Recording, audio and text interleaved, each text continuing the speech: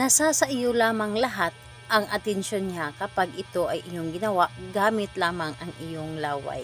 Hello mga guys, kumusta kayo? Panibagong araw, panibagong video na naman tayo, and sa araw na ito ay isa na namang video ang aking ituturo sa inyo na simpleng gabay o simpleng pamamaraan na makakatulong sa atin. At bago ang lahat, gusto ko lang mag-disclaimer sa mga taong hindi naniniwala at hindi gusto ang mga kagaya nitong video. Please skip this video at maghanap kayo ng videos na gustong gusto nyo, dahil ang video na ito ay para lamang ito sa mga taong naniniwala and gusto mag-try.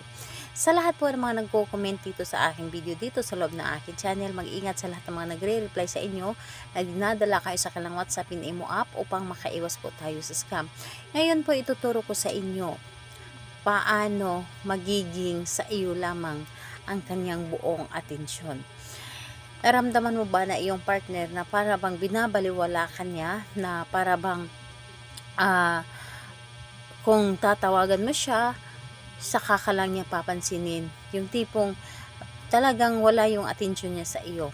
Ito ang dapat mong gawin para sa kanya, para buong buo yung atensyon na ibibigay niya sa iyo, na para bang hindi siya mapakali kung hindi kanya makakausap o hindi kanya makikita or makasama.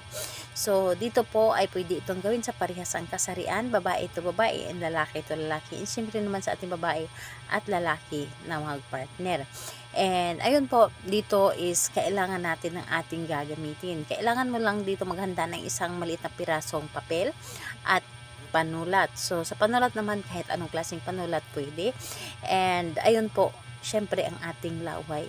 Dahil ang ating laway, isa ito sa napakabisa na ginagamit sa ating paggawa ng mga ritual. Kahit sa unang panahon pa, sa mga kanunuan pa natin is ito na yung mga ginagamit nila sa mga panggagayuma. Ito yung isa din sa ginagamit nila noon.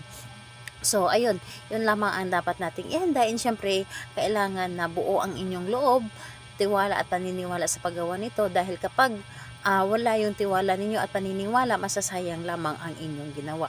So dapat po nandoon yung buo ang tiwala at paniniwala, at kung ready ka na, pwede mo na itong simulan.